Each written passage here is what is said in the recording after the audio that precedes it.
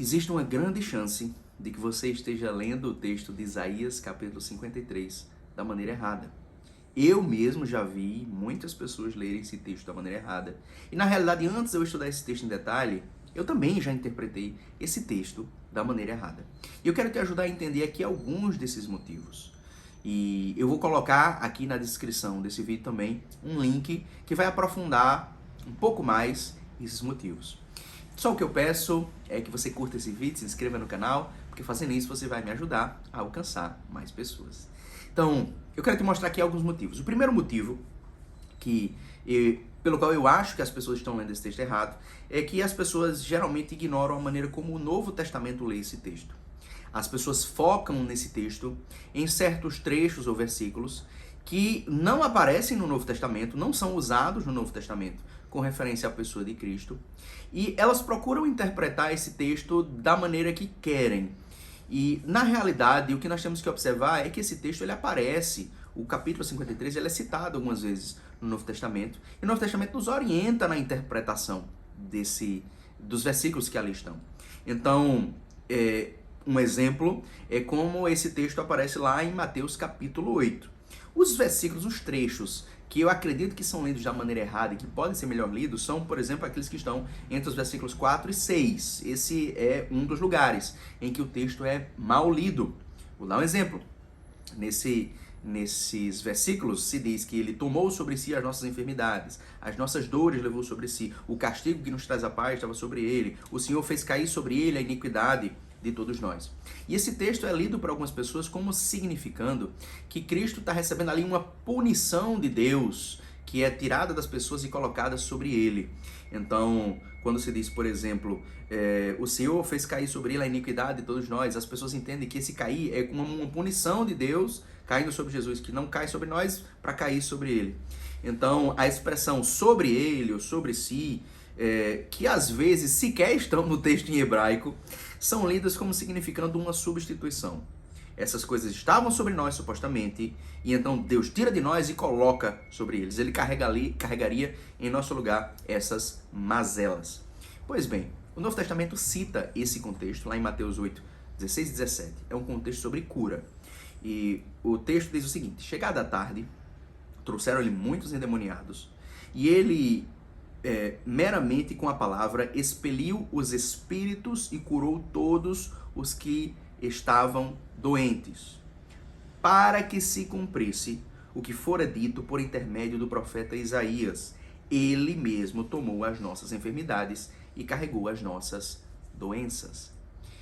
O que está acontecendo aqui nesse texto? O que está acontecendo é que Mateus diz que no momento em que Cristo curou as pessoas, ele cumpriu o versículo que diz: ele carregou as nossas enfermidades sobre si. Isso não significa que a minha enfermidade saiu de mim e foi colocada sobre Jesus. Isso não significa que Jesus adoeceu no meu lugar. Isso significa apenas que ele se responsabilizou e curou. Então, em Mateus 28, essa ideia de que a enfermidade é colocada sobre ele não é lida de maneira literal. Ou seja, não é como se a minha doença saísse de mim e fosse jogada nele. O texto de Mateus 8 interpreta isso apenas no sentido de que Cristo curou. Ele agiu para realizar a cura dessas coisas que haviam sobre nós. E na realidade existem vários textos na Bíblia onde essa linguagem é empregada. Um exemplo é em Deuteronômio 1:12. Por exemplo, quando Moisés diz: como suportarei eu sozinho o vosso peso, a vossa carga e a vossa contenda? O que se diz ali não é que a nosso peso, a nossa carga, a nossa contenda é tirada de nós e colocada sobre Moisés. Mas o que Moisés fala ali é justamente da responsabilidade de cuidar de tantas pessoas. Então, um outro exemplo, Salmo 89, versos 50 e 51 dizem: lembra-te, Senhor, do opróbrio dos teus servos e de como trago no peito a injúria de muitos povos, com que, Senhor, os teus inimigos têm vilipendiado, sim, vilipendiado os passos do teu ungido. O que é que se diz aqui? O salmista tem carregado as injúrias de muitos povos. Isso não significa que essas injúrias foram tiradas das pessoas e colocadas sobre ele. Significa que ele suportou as dores que esse processo envolve. Um texto no Novo Testamento que é muito relevante para nós, Romanos 15. E ele é relevante porque ele diz respeito também a Cristo. Veja só, Romanos 15, 1 ao 3. Ora, nós que somos fortes, devemos suportar as debilidades dos fracos. Os fracos têm debilidades, nós devemos suportá-las. e não agradar a nós mesmos. Portanto, cada um agrade ao próximo o que é bom para a edificação. Porque também Cristo não se agradou a si mesmo. Antes, como está escrito, as injúrias dos que te ultrajavam caíram sobre mim. Aqui é cumprimento em Cristo. Ou seja, aquilo que estava caindo sobre Cristo, as injúrias que estavam caindo sobre ele, não era como se os pecados das pessoas fossem transferidos para ele, né, ou lançados sobre ele como uma punição. Significa que ele suportou essas coisas da mesma maneira como nós hoje temos que suportar as outras pessoas. Então, esse é o primeiro ponto. As pessoas, geralmente, quando querem fazer uma leitura penal, substitutiva, satisfatória desse texto, elas, em geral, ignoram totalmente. Elas desprezam totalmente Mateus 8, 16, 17, a maneira como a própria Bíblia interpreta esse texto e procuram fazer sua própria interpretação. Em segundo lugar, aquilo que as pessoas ignoram são os problemas de tradução nesse texto. Na realidade, o texto tem vários problemas de tradução, muitas coisas que as pessoas imaginam que estão no texto não estão. Então, um caso que eu costumo repetir é o caso do versículo 5 de Isaías 53, que diz: o castigo que nos traz a paz estava sobre ele. Quando as pessoas leem esse texto, elas já acrescentam algumas coisas que não estão lá, como se esse castigo que nos traz a paz estava sobre ele fosse o castigo que Deus lançaria sobre nós e Deus lança sobre ele. Mas o texto não diz isso, que era um castigo que iria cair sobre nós e cai sobre ele, mas apenas que o castigo está sobre ele, né? Estava sobre ele. Então, a palavra vertida como castigo, em hebraico, mussar, é normalmente traduzida como ensino ou disciplina na Bíblia e deriva do verbo yassar, ensinar, corrigir, disciplinar, reformar, castigar. Ou seja, normalmente a raiz hebraica não tem sentido de punição, mas de um castigo transformador, de uma correção, de uma mudança. É assim que o verbo foi traduzido nas versões antigas. Ela foi traduzida como pedia na Septuaginta e como disciplina na Vulgata. É possível que dentro das diversas ocorrências bíblicas do substantivo do verbo, a tradução como punir seja necessária em um ou duas ocorrências, em um caso ou dois. Mas só uma pessoa muito obstinada vai insistir que esse termo tem que ser o sentido correto em Isaías 53, 5, e que não se pode usar o sentido mais comum de correção. É natural que os defensores da substituição penal insistam que essa deve ser a tradução aqui, pois esse seria um único texto em toda a Bíblia que eles poderiam usar para indicar a existência de uma punição sobre Jesus. Não tem outro texto na Bíblia que fale de uma punição, né? Então eles teriam que interpretar dessa maneira, castigo como punição, e não no sentido mais comum dessa palavra, do tanto verbo como do substantivo, que é uma disciplina, uma correção. E claro, aí eles precisariam mudar a maneira como eles leem o texto, né?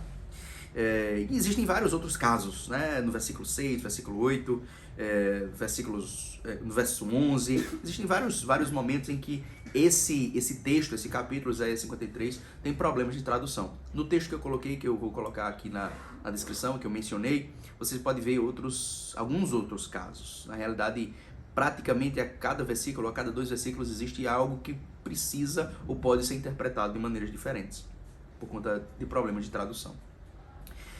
Algo que as pessoas às vezes ignoram também é o contexto de vitória, né? O final do capítulo 53, ele tem uma nota de vitória. Aquilo que é celebrado ali é a vitória do servo sofredor. Essa é uma questão que não envolve especificamente a substituição penal, mas sim grande parte dos seus leitores, que ignoram a resposta divina diante do sofrimento do servo justo. E o aspecto vindicativo, né, a restauração e compensação do sofredor inocente, é um aspecto relevante da justiça divina das Escrituras. E aparece em vários textos ligados a Cristo, como na profecia de Daniel 7, na qual o povo santo é vindicado após os sofrimentos. Em Filipenses 2, do 5 ao 11, que mencionam a obediência de Cristo até a morte, e de como, em razão dessa obediência até a morte, ele foi elevado das alturas. Em 1 Timóteo 3,16 fala-se literalmente de Cristo sendo justificado no Espírito. Isso é, vindicado. Em Isaías 53, essa é a conclusão da história. Com Cristo ficando satisfeito com sua obra, vendo a luz, ressuscitando, carregando os pecados dos homens, intercedendo por eles e repartindo os despojos. Além disso, algo que frequentemente é ignorado é o fluxo lógico do texto. Isso acontece mais ou menos em todos os textos bíblicos que são alegados como exemplos testemunhos ou provas da substituição penal. Em vez de acompanhar o raciocínio do próprio texto, certos elementos dele são destacados da sua lógica textual própria e inseridos na lógica da substituição penal.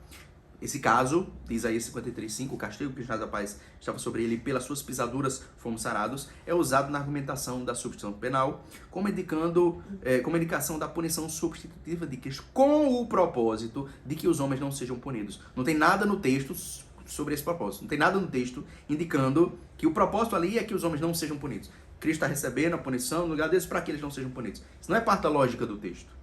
No entanto, o propósito é que os homens sejam curados. Isaías 53:5. O castigo que nos traz a paz estava sobre ele e pelas suas pisaduras fomos sarados. O propósito é de cura. Não é uma despunição, é cura. Fala-se, portanto, de uma cura em relação aos pecados e não de uma transação penal forense.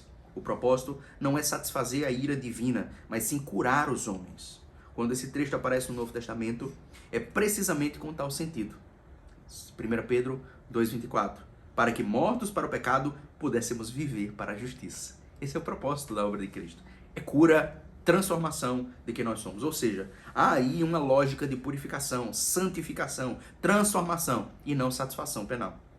Em outros momentos, o sentido óbvio do texto bíblico é simplesmente ignorado. Por exemplo, versículo 4, quando diz: nós o reputávamos por aflito, ferido de Deus e oprimido. O sentido óbvio do texto é de que o servo sofredor não estava, de fato, sendo ferido por Deus. Isso elimina inteiramente a leitura da substituição penal, pois significa que os sofrimentos posteriores não são literalmente infligidos por Deus e, portanto, trechos como o versículo 10, que diz: ao Senhor agradou moê-lo, fazê-lo enfermar, devem ser lidos de outra maneira, por consistência contextual, por consistência com aquilo que foi dito anteriormente. Mas esse trecho do versículo 4, é simplesmente ignorado. E a quinta coisa que eu acredito que as pessoas ignoram é a identidade do servo sofredor. Quem é esse servo sofredor? É claro que nós somos cristãos e aplicamos esse texto com respeito à figura de Jesus. Dizemos que esse texto se cumpriu em Jesus, como vimos lá no texto de Mateus 8. A questão é, no contexto de Isaías 53, quem é o servo sofredor? O que é que o contexto ali diz? Quando nós lemos os capítulos 40 a 55 do livro do profeta Isaías, que é o texto conhecido como Deutero-Isaías ou Segundo Isaías, é muito natural que ao longo do texto, acompanhando o fluxo da narrativa, várias vezes o texto bíblico diz que o servo sofredor, o servo do Senhor, é o povo de Israel, é a nação de Israel, é o povo de Jacó. O povo de Israel é o servo sofredor. Assim como lá em Daniel 7, o filho do homem é a nação de Israel. Então, nós não devemos confundir o fato de que esses textos se cumprem na pessoa de Jesus com aquilo que eles significam textualmente. Textualmente, o servo sofredor de Isaías 53 é a nação de Israel. A nação de Israel, que no contexto dos capítulos 40 a 55 estava debaixo de uma punição, que é a punição do êxodo, ou do exílio. É a punição em que eles saíram da sua terra, da terra prometida. Eles foram exilados da terra prometida por conta das suas idolatrias, dos seus pecados, daquilo que eles fizeram. Óbvio que dentro do processo divino, dentro da providência divina, Cristo foi aquele que sofreu ultimamente por isso. Ele não foi o único. Ele não sofreu isso no lugar de outras pessoas. Ele foi o último a sofrer isso e sofreu isso com toda a sua força. A gente vê isso lá nos capítulos 11 e 12 do Evangelho de João, de como aquilo que estava acontecendo ali com Cristo era para que a nação de Israel, ele estava sofrendo ali por conta de uma condição política que se deve ao exílio. Ou seja, desde o exílio, o povo de Israel não recuperou mais a sua autonomia, o seu poder, a sua monarquia. E, portanto, viveu debaixo de nações estrangeiras. Esse domínio das nações estrangeiras foi uma punição sobre a nação de Israel. E Cristo estava sofrendo ali. Quem foi que matou Cristo? Os romanos. Por conta de um castigo divino sobre a nação de Israel. Então, Cristo sofreu isso. Mas ele não sofreu sozinho. Ele não sofreu isso no lugar de Israel. Ele sofreu isso com essa nação. E tendo sofrido isso, tendo suportado a fúria de Roma sobre a vida dele, ele perdoou a nação de Israel. Então, nesse sentido, ele intercedeu por aqueles que estavam o matando, por aqueles que estavam torturando, ele intercedeu por aqueles que o estavam crucificando. Então, nesse sentido, quando eu entendo isso, quando eu entendo que Cristo ele é sim o servo sofredor, mas ele é o servo sofredor enquanto parte da nação de Israel, é que eu percebo que eu não devo encarar tudo aquilo que há no texto como um texto que literalmente precisa se aplicar a Jesus só porque eu quero. embora o Novo Testamento não tenha feito isso. Então, esse erro aparece nas leituras mais populares de Isaías 53. E não é difícil perceber qual é a identidade do servo de Israel. É fácil conectar certas dimensões do texto, como a identificação do servo sofredor, com os pecados e sofrimentos do povo. O próprio castigo que o povo estava sofrendo era um castigo nacional. Assim como Moisés carregou o fardo de Israel, assim como os filhos da geração má carregavam a iniquidade dos seus pais, em Números 14:33, assim como Jeremias, juntamente com seus compatriotas, estavam carregando os pecados das gerações anteriores, em Lamentações 5:7, sem que nenhuma dessas coisas signifique uma punição substitutiva e injusta, na qual Cristo se torna vítima. Então esses são exemplos de algumas coisas que eu acredito que as pessoas leem errado e simplesmente não prestam atenção, ou sequer sabem quando elas leem Isaías 53. Espero que você tenha gostado desse vídeo, espero que esse vídeo te ajude. Com certeza esse vídeo não responde todas as perguntas, você provavelmente tem mais perguntas. Se você tem alguma pergunta, coloque aqui nos comentários, eu vou procurar responder todas as perguntas que forem feitas sobre o texto de Isaías 53. Coloque agora a sua pergunta. Deus te abençoe.